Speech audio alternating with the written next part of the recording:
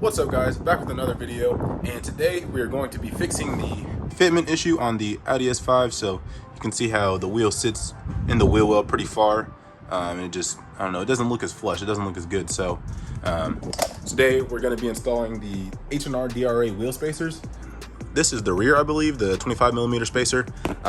So it basically bolts into the wheel assembly, and then you bolt the wheel into this. So that should definitely resolve the issue of the wheel sitting so far up under there, and it should give us a much better result as far as how the wheel looks when it's just sitting there, and the overall stance of the car. So basically I'm going to be doing the video without installing the coilovers first. It's just going to be spacers, because just for me to find the fitment, like the size that I needed for this car, it was a lot of digging, a lot of research through forums and different things online. So I'm going to go ahead and install the 20mm spacers on the front and the 25mm spacers on the back, and then I'll show you how that's looking. That way you can kind of get an idea, if you're in the market for spacers, of what it looks like without coilovers or springs versus with coilovers or springs. So with that being said, stay tuned. Remember to like, comment, subscribe, and we'll get started with the video.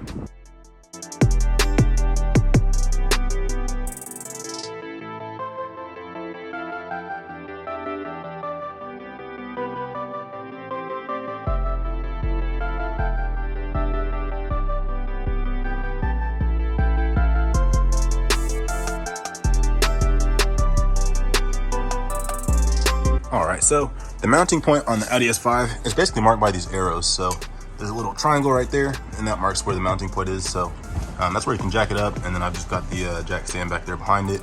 But just a little FYI in case you're doing this yourself, that's where you mount it up at. Alright, so we've got the car jacked up now, so we're going to go ahead and get this cap off of here.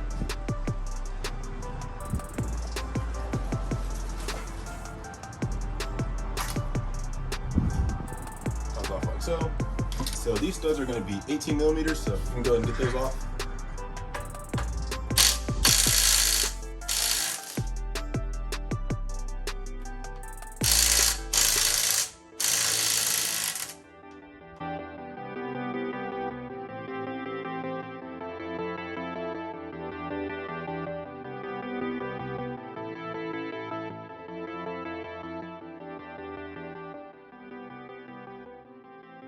Alright, so one wheel off.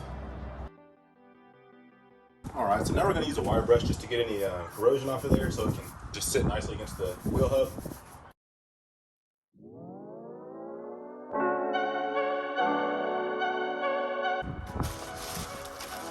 Alright, so now we've got the spacer on there. We're just going to screw in the provided lug nuts. And make sure you don't use an impact when you're screwing these in. You don't want to damage them in any way.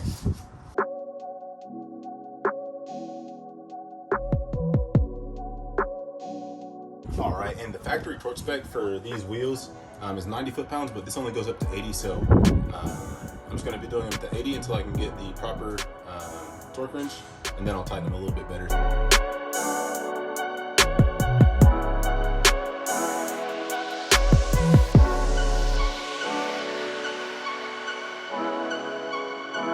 Alright, so now the spacer's on there, we just got to get the wheel, throw it back on there, and check out how it's fitting.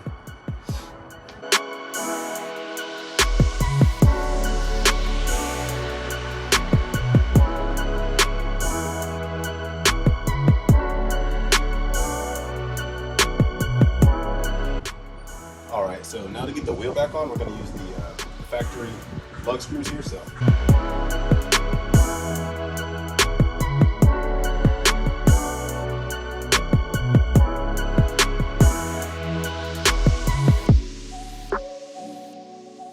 alright, so now we've got to torque the wheel down, and then we'll see how it's looking once we drop her on the ground.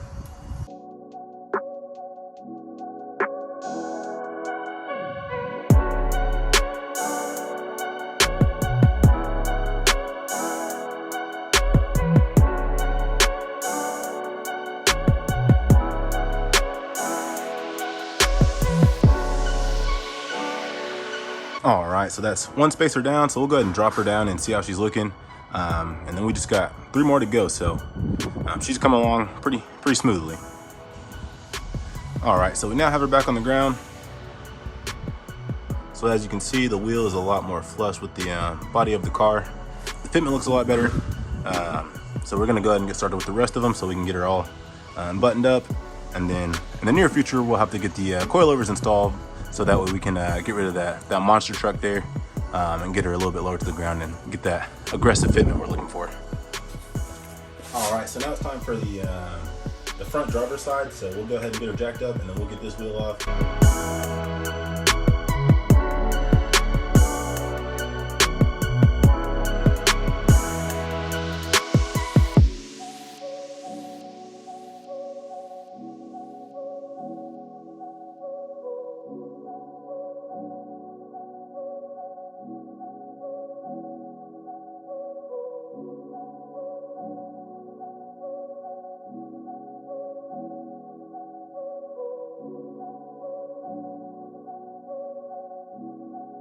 So like I said, in the front, I went with a 20mm spacer. So I'm not really too sure how this is gonna fit. It might be pretty close until we get it dropped. It should look much better than factory anyway. So we'll go ahead and get her thrown on there. First, we gotta get the wire brush and clean her off like we did before. Then we'll get her thrown on there and see how it's fitting.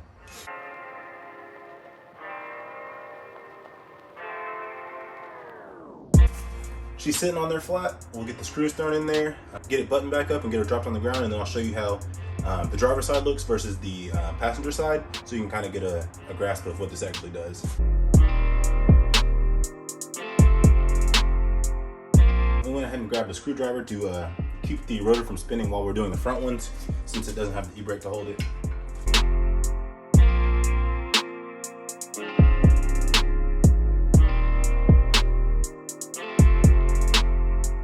Throw the wheel back on there and get her tightened up and drop it back on the ground.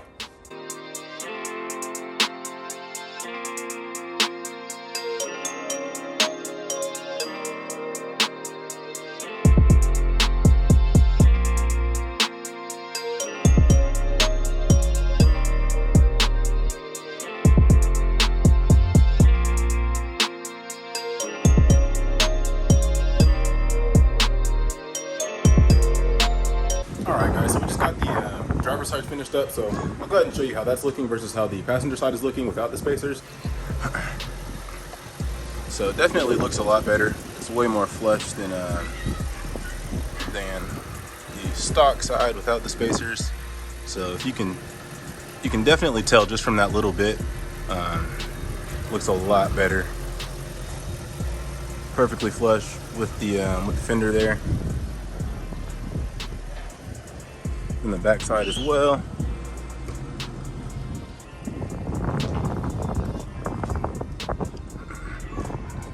Looks much better, monumental difference.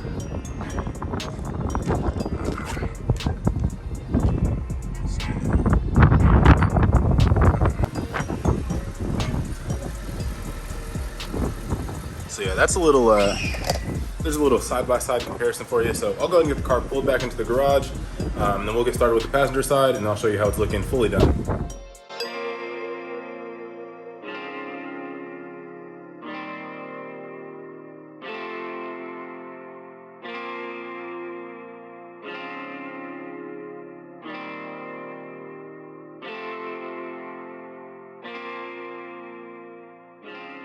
Alright guys, so she's all finished up. Got all 4 spacers on there, so I'll go ahead and give you that final walk around. But I will definitely say that it was for sure worth it. It looks much better. If it would have came like this from factory, it would have changed the game. So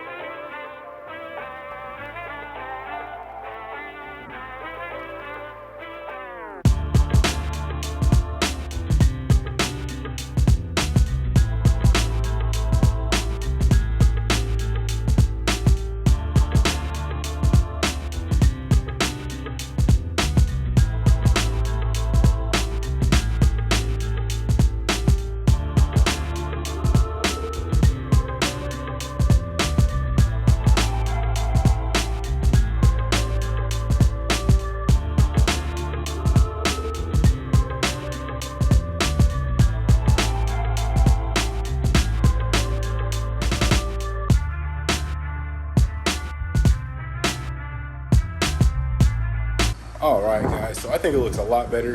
I would highly recommend doing this if you do have an S5 or really any car that has the wheels sitting in super far from factory. So highly recommend. I'll probably go ahead and wrap the video up here. So just to close, those were 20mm spacers in the front and 25mm spacers in the back. So I will say go ahead and stay tuned for the next few videos, and we'll be able to get those coilovers on here, and then finally get that fitment we're looking for. So remember to like, comment, subscribe, and smash that notification bell, and I will see you in the next one.